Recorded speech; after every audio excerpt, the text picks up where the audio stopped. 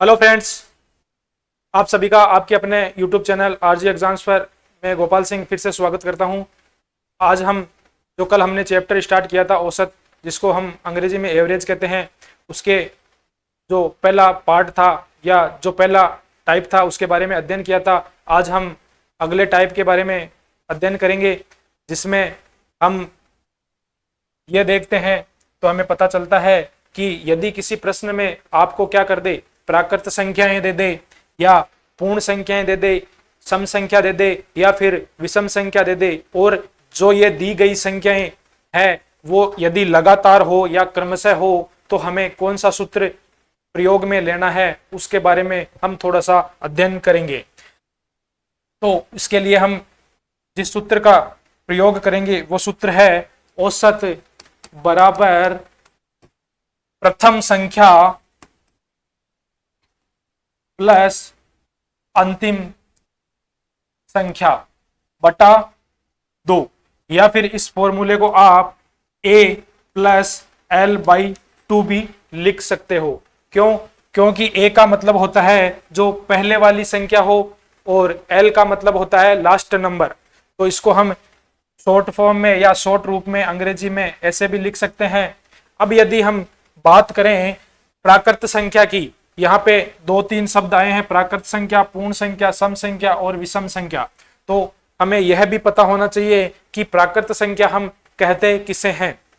जब हम बात करें प्राकृत संख्या की, तो जो संख्याएं हम गिनती गिनने में काम में लेते हैं उन संख्याओं को हम क्या कहते हैं? प्राकृत संख्या कहते हैं। और प्राकृत संख्या को एन से क्या किया जाता है? रिप्रेजेंट किया जाता है। एन का मतलब होता है यहाँ पर नेचुरल नंबर, और नेचुरल नंबर अंग्रेजी में कहा जाता है, जबकि नेचुरल नंबर का हिंदी अनुवाद क्या होता है?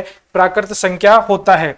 और प्राकृत संख्या हमेशा 1 से स्टार्ट होकर लास्ट अनंत तक क्या होती है? चलती है। तो कहने का मतलब है जो संख्याएं हम गिनती गिनने में काम में लेते हैं उन सभी संख्याओं को हम क्या कहते हैं? प्राकृत संख्या कहते हैं। और प्राकृत संख्या 1 से शुरू होती है। अब बात करें अगली जो संख्या लिखी हुई है यहाँ पे, पूर्ण संख्या। पूर्ण संख्या को हम W से रिप्रेजेंट करते हैं। W का मतलब यहाँ पे होता है वोल नंबर। तो W से रिप्रेजेंट करें, जब हम क्या कर दें कि n जो प्राकृत संख्या अपनी दी हुई है 1 से स्टार्ट होती है, उसमें हम 0 को और शामिल कर दें, तो जो संख्या अपने को मिलती है वो क्या होती है? वोल नंबर या फिर पूर्ण संख्या कहलाती है। जब हम क्या करें, नेचुरल नंबर में 0 और शामिल कर दें, तो यहाँ पे क्या लिखेंगे मित्रों? 0 लिख देंगे, फिर यहाँ पे 0, 1, 2, 3, और यह क्या होगी? अनंत तक चलेगी। तो जब हम क्या करें, 0 को और शामिल कर दें नेचुरल नंबर या प्राकृत संख्या में, तो बनने वाली जो संख्याएं हैं या बनने वाली संख्याओं के जो जोड़े हैं वो क्या है? वो क्या कहलाएंगे? वो वोल नंबर हो जाएगा। यानी कि अपने को प्राकृत संख्या में 0 और शामिल करना है। फिर बात आती है सम संख्या की। तो सम संख्या का मतलब यहाँ पे क्या हुआ? जो संख्या 2 से स्टार्ट होती है, ये आगे तक चलती है, और उसमें क्या होता है? 2 का भाग यदि पूरा पूरा जाए तो वो संख्या क्या होगी? वो होगी सम संख्या। जैसे 2, 4, 6, 8, 10, 12 और आगे तक जो चलने वाली संख्याएं हैं 2 से जो विभाजित होगी वही संख्याएं क्या कहलाएगी? सम संख्या कहलाएगी। फिर बात आती है विषम संख्या की। तो विषम संख्या क्या होती है? विषम संख्या हमेशा 1 से स्टार्ट होती है। 1, 3, 5, 7, 9, 11 और आगे तक जो संख्याएं चलती है वो क्या है? वो क्या कहलाती है? और क्रमशः चलती है ये। जैसे 1 के बाद में देखो अंतर कितने का है? 2 का है, 5 का है, 7 का, मतलब कहने का मतलब 2-2 का अंतर है सबके बीच में। तो जो क्रमशः चलेगी और जो क्या होगी? संख्याएं विषम होगी, वो ही क्या है? अपनी ये एग्जाम्पल के द्वारा हमने क्या कर लिया? समझ लिया है। अब आगे देखते हैं तो हमें पता चलता है कि एक जो यहाँ पे क्वेश्चन दिया हुआ है मित्रों, उसको हम हल करने की कोशिश करते हैं, तो हमें यह मिलता है कि 1 से 25 तक की प्राकृत जो संख्याएं हैं उनका हमें क्या करना है, औसत ज्ञात करना है। तो 1 से 25 तक की प्राकृत संख्या का यदि हम औसत ज्ञात करें तो मित्रों हमने जो फॉर्मूला अभी पढ़ा था कि औसत बराबर क्या है, प्रथम संख्या प्लस अंतिम संख्या बटा 2, तो इसमें हम क्या कर देंगे, डायरेक्टली ये जो सूत्र है वो फॉर्मूला लगा देंगे औसत ज्ञात करने का। तो हम इसको लंबा चौड़ा नहीं ले जाते हुए सीधा लिख देंगे कि 1 2 3 4 और लास्ट तक क्या है, अंतिम संख्या अपनी 25 दी हुई है हमको, और हमें फॉर्मूला सीधा लगाना है औसत बराबर a प्लस एल बटा 2। तो यहाँ पे सीधा लगा दो, a की जगह पे अपने पास 1 है और लास्ट जो नंबर है उसकी जगह पे अपने पास 25 है और बटे में 2 लिख देंगे। 25 और 1 26 हो गया, 26 में 2 का भाग दोगे तो 13 अपना क्या हो जाएगा, आंसर आ जाएगा मित्रों। तो ये 13 ही क्या है, इसका उत्तर है। फिर उसके बाद में हम आगे देखते हैं तो हमें यह पता चलता है, एक और क्वेश्चन देखते हैं दोस्तों इसी पर आधारित, जो क्या है इस प्रकार है कि 4 6 8 10 और 12 का अपने को क्या करना है, औसत ज्ञात करना है, जबकि संख्याएं क्या है, क्रमशः दी गई है और यह भी अपने को पता है कि सम संख्या दी गई है।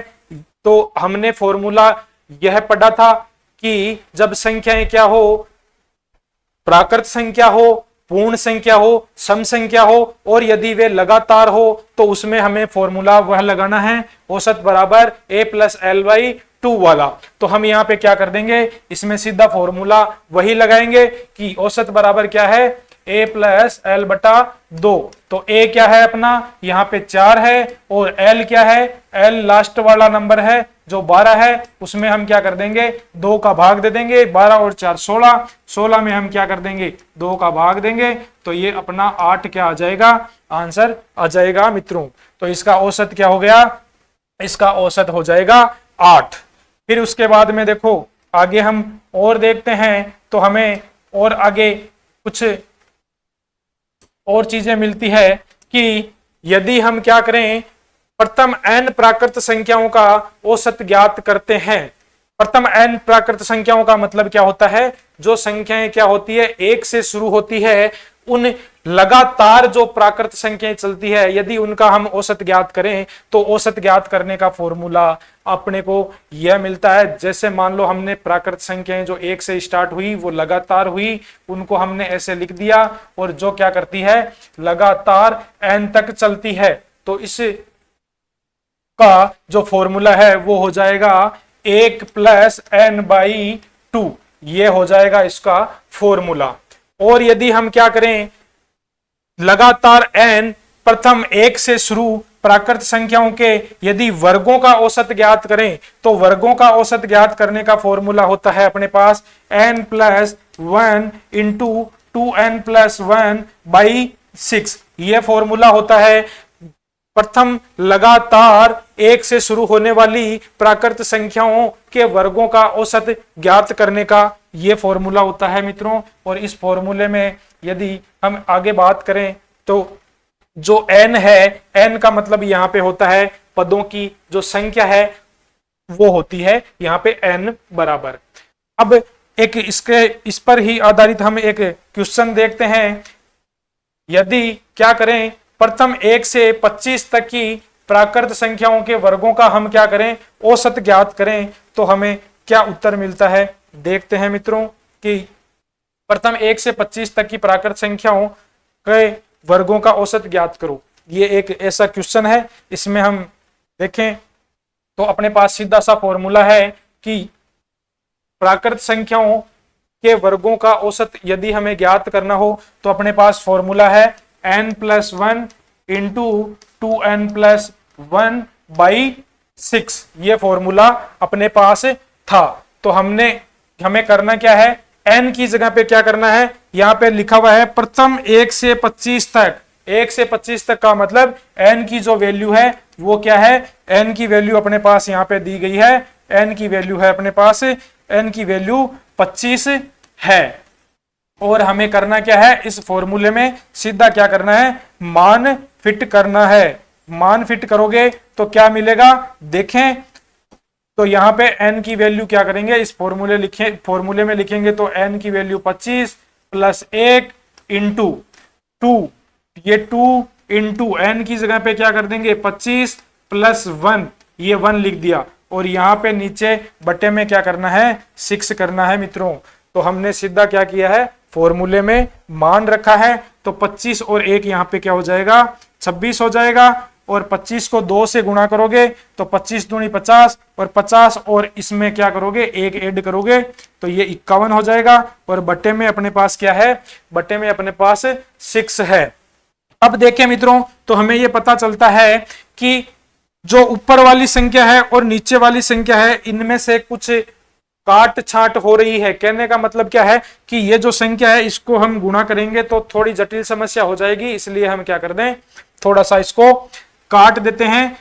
कहने का मतलब है कि अगर हम क्या करें 26 में 2 का भाग दें तो कितनी बार जाता है 13 बार, और यदि हम क्या करें 6 में 2 का भाग दें तो ये कितनी बार जाता है 3 बार। अब यहां पे अपने पास बच गया 3, और यहां पे ऊपर क्या बच गया, ऊपर अपने पास था 13।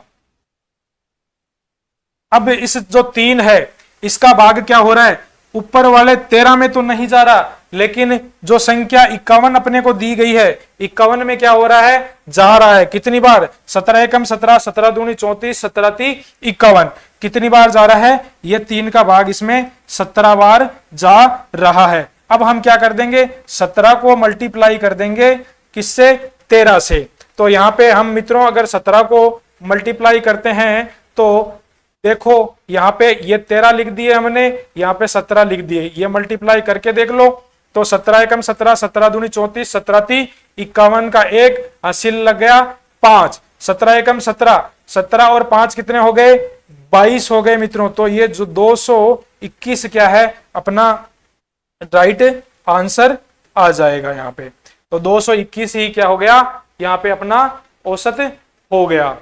एक बार और देख लो, कहीं हमने गलती नहीं कर दी है। 17 को क्या कर रहे हैं 13 से मल्टीप्लाई कर रहे हैं, तो 17 ती 51 का 1 हासिल लग गया 5, 17 एकम 17, 17 और 3 कितने हो गए 20, 20 और 2 22, तो 221 ही अपना क्या है आंसर, राइट आंसर है। अब आगे हम जब बात करें तो अगले क्वेश्चन की या अगला जो फॉर्मूला है उसकी, तो हम आगे देखते हैं कि प्रथम यदि हम क्या करें, प्रथम 1 से जो शुरुआत करते हैं और 1 से शुरू होने वाले प्राकृत संख्याओं के घनों का यदि हम औसत ज्ञात करें, तो घनों का औसत ज्ञात करने के लिए हम क्या करेंगे, इसको लिखेंगे, ये घन हो गया 1 का घन, 2 का घन, 3 का घन, और ये जो घन है वो लास्ट तक चलेगा n तक, और इसका अगर हम फॉर्मूला लिखें तो अपने को फॉर्मूला क्या मिलता है मित्रों, ये फॉर्मूला अपने पास सीधा आएगा, इसको लिखेंगे n इंटू n प्लस 1 का होल स्क्वायर बट्टे में लिख देंगे 4। अब जब हम इसको इस प्रकार लिखते हैं तो एक क्वेश्चन भी कर लेते हैं। तो क्वेश्चन अपना क्या है, क्वेश्चन यह है कि 1 cube, 2 cube, 3 cube, 4 cube, 5 cube, 6 cube, 7 cube, 8 cube, घन को हम मित्रों अंग्रेजी में क्यूब बोलते हैं, इसलिए मैंने क्यूब बोला है, और इसका अपने को क्या करना है औसत ज्ञात करना है। तो इसका औसत कैसे ज्ञात करेंगे देखते हैं। हमारे पास फॉर्मूला था, अपने फॉर्मूला यह है कि n इंटू n प्लस 1 का होल स्क्वायर बाई 4, ये सीधा फॉर्मूला। इसमें क्या करेंगे, यहाँ पे जो n की वैल्यू है, n की वैल्यू क्या दे रखी है, n की वैल्यू अपने पास n की वैल्यू दे रखी है 8। क्यों, क्योंकि जो लास्ट वाला नंबर है वो अपना 8 है, क्योंकि 1 से शुरुआत करनी है और जाना कहां तक है n तक जाना है, तो n जो वैल्यू है वो लास्ट वाली वैल्यू हो जाएगी। तो n अपना है 8, तो यहाँ पे n की जगह पे क्या लिख देंगे 8 लिखेंगे, तो यहाँ पे n लिखा 8 इंटू n की जगह पे वापस 8 प्लस 1, और इसका पूरे का क्या कर दिया होल स्क्वायर कर दिया और बट्टे में 4 कर दिया। 8 ये 8 है जैसे का जैसे, यहाँ पे 8 और 1 9, 9 का ऊपर क्या हो जाएगा स्क्वायर हो जाएगा, क्योंकि ऊपर घात में 2 है, या वर्ग हो जाएगा या स्क्वायर हो जाएगा, एक ही बात है। तो ये हो जाएगा 9 का स्क्वायर, 9 9 में 81, 2 बार 9 को 9 से मल्टीप्लाई करोगे तो 81 आएगा। बट्टे में हो गया अपना पास 4। तो इस 4 से क्या हो रहा है, ये 8 कितनी बार कैंसिल हो रहा है, 2 बार कैंसिल हो रहा है। मतलब 4 का हमने 8 में भाग दे दिया 2 बार। अब 2 को यदि हम क्या करते हैं 81 से मल्टीप्लाई करते हैं तो ये गुणा होकर क्या हो जाता है 162 हो जाता है। और ये 62 ही क्या 162 ही क्या है अपना इस क्वेश्चन का आंसर है। अब जब हम आगे बात करें तो आगे अपने को यह पता चलता है कि प्रथम n क्रमागत संख्याओं जो क्या हो, जो 2 से स्टार्ट हो, 2 से स्टार्ट होने वाली प्रथम n क्रमागत संख्याओं का यदि अपने को क्या करना हो औसत ज्ञात करना हो तो हम कैसे लिखेंगे मित्रों, तो देखते हैं। तो ये हमने लिखा 2 4 6 और आगे तक कहां तक जा रही है 2n तक जा रही है। 2n हमने क्यों लिखा, यहां पर 2n लिखने का मतलब यह है कि हमें क्या करना है, हर एक आगे आने वाली संख्या को क्या करना है 2 से मल्टीप्लाई करते हुए चलना है। क्यों, क्योंकि यहां पे ये क्या है, ये सभी संख्याएं जो है वो क्या है 2 की गुणज है, मतलब 2 के गुणा के रूप में लिखी हुई है। और हमें आगे भी क्या करना है, अगर इस संख्या को आगे बढ़ाते हैं 6 के अलावा आगे, तो वापस हम क्या करते हैं इस शुरुआत वाली संख्या को 2 से मल्टीप्लाई करते हुए अपने को चलना है। तो इसलिए लास्ट वाली संख्या भी क्या होगी, आगे वाली संख्याएं भी 2 के गुणज के रूप में लिखी जाएगी। तो इसका फॉर्मूला क्या होता है, इसका फॉर्मूला होता है n+1। n+1। अब ये फॉर्मूला आया कैसे, इसको डिराइव कैसे किया, तो इसको हम देखते हैं। इससे अपने पास क्या था, पहली संख्या थी मित्रों यहां पे 2 और जो अंतिम संख्या है वो क्या है 2n है। और हमने पहले भी देखा था कि जब संख्या क्या हो सम संख्या हो और यदि वो क्या हो लगातार हो तो हम क्या कौन सा फॉर्मूला लगाते हैं, औसत बराबर फर्स्ट नंबर प्लस अंतिम नंबर बटा 2, मतलब a+l/2 लगाते हैं। तो हमने क्या कर दिया, 2 तो पहले फर्स्ट वाला नंबर लिख दिया, अंतिम नंबर 2 लिख दिया और बटे में 2 लिखते हैं। तो आगे हल करते हैं तो क्या मिलेगा, इन दोनों में से 2 कॉमन आ गया और यहाँ पे 1+n बच गया और बट्टे में 2 बच गया, 2 से 2 कैंसिल आउट हो गया। तो यहाँ पे ये जो n+1 है वो बचा। तो सीधा हमने क्या कर दिया, इतना लंबा चौड़ा इसको हल नहीं करके ये सीधा डायरेक्टली फॉर्मूला लिख दिया। अब यदि हम क्या करें, बात करें लगातार n प्रथम या 1 से जो शुरू होती है उन यदि प्राकृत संख्याओं का हम क्या करें औसत ज्ञात करें और वो संख्याएं क्या हो, वो दी गई संख्याएं यदि विषम संख्या हो तो कौन सा फॉर्मूला काम में लेते हैं। तो सीधा सी बात है कि उस फॉर्मूले के लिए हम क्या करते हैं, सीधा फॉर्मूला अपने को मिलेगा कि सीधा ही जैसे मान लो अपने पास संख्या है 1 3 5 और लास्ट तक चलती है 2n-1 तक संख्या चलती है। तो देखिए मित्रों यहां पे 2n-1 क्यों लिखा है, 2n-1 लिखने का कारण यह है कि यदि संख्या 2 के मल्टीप्लाई में हो और उनमें से हम क्या करते जाएं एक एक घटाते जाएं तो ऑटोमेटिकली अपने को क्या होती जाएगी, विषम संख्या प्राप्त होती जाएगी। तो अब यदि इसको हम डिराइव करने की कोशिश करें तो वही फॉर्मूला वापस क्या करते हैं, हम लगाते हैं 1 + 2n-1 ये अंतिम वाला बटे में 2। क्यों, क्योंकि अपने पास फॉर्मूला था प्रथम संख्या प्लस अंतिम बटा 2 और यदि संख्याएं लगातार हो तो लगातार ही ये संख्याएं है। हमने पहले जो टाइप था उसमें देखा था ये चीज। तो यहाँ पे 1 से ये 1 कैंसिल हो गया, यहाँ पे 2n/2 बच गया, 2 से 2 कैंसिल और यहाँ पे n क्या हो गया, ये बच गया। और सीधा ही अपने को क्या करना है, n जो है लिखना है। अब एक क्वेश्चन देखें कि 1 3 5 7 9 का क्या करना है, अपने को औसत ज्ञात करना है। और इसी प्रश्न को हम ऐसे भी पढ़ सकते हैं, लगातार 5 विषम संख्याओं को क्या करना है, अपने को औसत ज्ञात करना है। तो लगातार यदि विषम संख्याओं का औसत ज्ञात करें तो हम कैसे ज्ञात करते हैं, तो ज्ञात करने के लिए सीधा अपने पास फॉर्मूला है n ही जो है वो क्या होती है, इसकी वैल्यू होती है। यहां पे गिन लो संख्याएं 1 2 3 4 और 5, तो ये 5 ही क्या हो जाएगा, अपना आंसर हो जाएगा। अब देखिए मित्रों आगे और एक क्वेश्चन कि प्रथम 4 क्रमागत अभाज्य संख्याओं का क्या करना है, अपने को औसत ज्ञात करना है। अब एक चीज इसमें ध्यान में रखनी है कि यदि क्या हो, प्रश्न में अभाज्य संख्या दे दी जाए, मतलब जो संख्या क्या हो, अभाज्य हो, तो उसके लिए हम क्या करते हैं, जो औसत ज्ञात करने का फॉर्मूला होता है वही क्या करते हैं, यूज में लेते हैं, जो हमने क्या किया था, टाइप फर्स्ट में प्रयोग किया था। तो इस प्रश्न को कैसे करते हैं, इस प्रश्न को हम सीधा हल करेंगे। 4 क्रमागत अभाज्य संख्याएं, तो 4 क्रमागत अभाज्य संख्याएं क्या होती है, अभाज्य संख्या, पहली अभाज्य संख्या होती है 2, दूसरी होती है 3, तीसरी होती है 5 और चौथी होती है 7। अगर हम क्या करें, इनका औसत ज्ञात करें तो हमें क्या मिलता है, तो 2 प्लस 3 प्लस 5 प्लस 7 और बटे में हम क्या करेंगे, यहां पे संख्याएं गिन लेंगे और संख्याएं गिनेंगे तो यह संख्याएं होगी 4।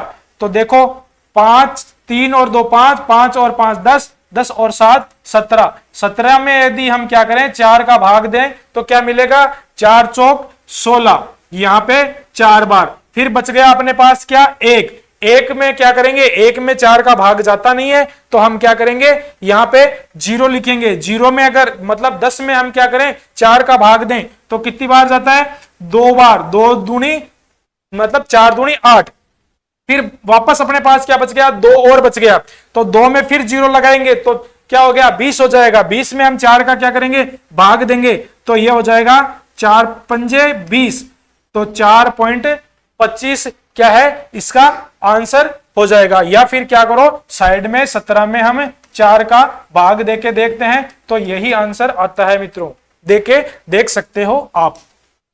फिर उसके बाद में देखो यहां पे अगले जो टाइप है, अगला टाइप उसकी बात करते हैं। अगले टाइप में क्या कह रहा है कि 2 के प्रथम 5 गुणजों का औसत ज्ञात करो। जब मित्रों ऐसा क्वेश्चन आ जाए तो हम क्या करते हैं, एक फॉर्मूला अपने को याद रखना है सीधा, कि यदि इस प्रकार के प्रश्नों का हमें औसत ज्ञात करना हो तो यहां पे क्या करेंगे, यहां पे सीधा लिखेंगे हम संख्या इंटू गुणज प्लस 1/2, या फिर इसको हम ऐसे भी लिख सकते हैं, संख्या मान लिया अपने पास जो है ये 2 है, उसको हमने मान लिया x, इंटू गुणज की जगह पे हमने मान लिया n प्लस 1/2।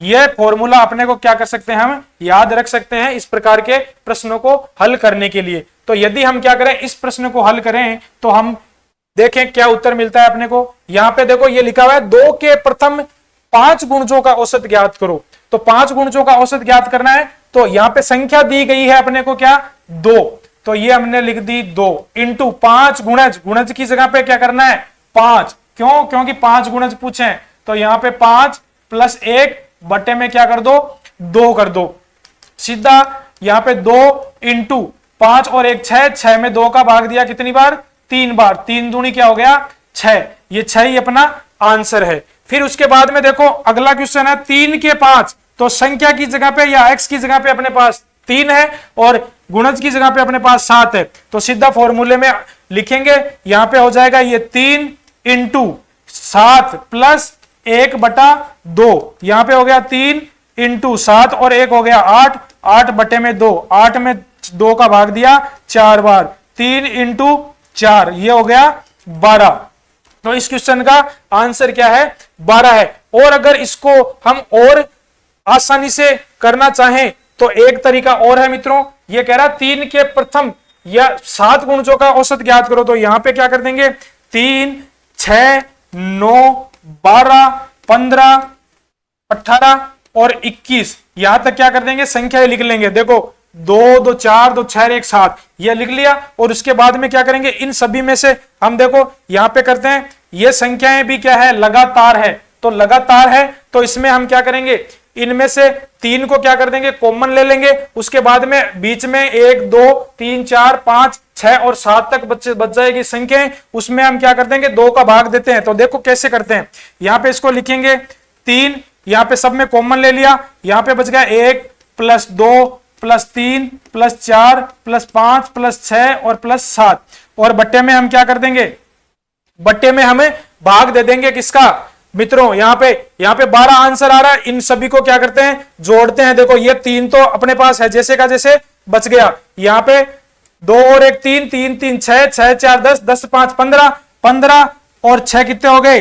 15 और 6 हो गए 21, 21 और 7 क्या हो गए? 28।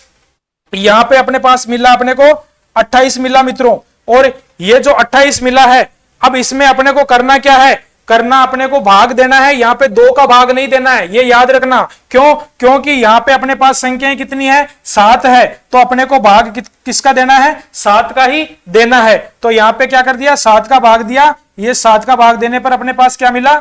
यहां पे अपने को मिलेगा मित्रों, यहां पे अपने को मिलेगा 28 में अगर आप क्या करते हो 7 का भाग दोगे तो 4 मिलेगा। और यहां पे पट्टे में अपने को क्या करना है? 7 लिखना है मित्रों। यहां पे 1 प्लस 2 प्लस 3 ये संख्याएं लिख दी। अब यहां पे अगर क्या करते हो आप 4 से मल्टीप्लाई करते हो 3 को, तो वापस क्या होगा? 12 ही आएगा। और यहां पर भी देख लो, इस विधि से भी 12 आंसर आता है, और जो हम इस प्रकार से करते हैं इससे भी 12 ही आता है। तो हमने आज जो 2 3 या जो टाइप में पूरी की है, उसके बाद में हम मिलेंगे अगली क्लास में और भी ऐसी अन्य और प्रकार की टाइप लेकर। तब तक के लिए सभी दोस्तों को नमस्कार, धन्यवाद, जय हिंद, जय भारत।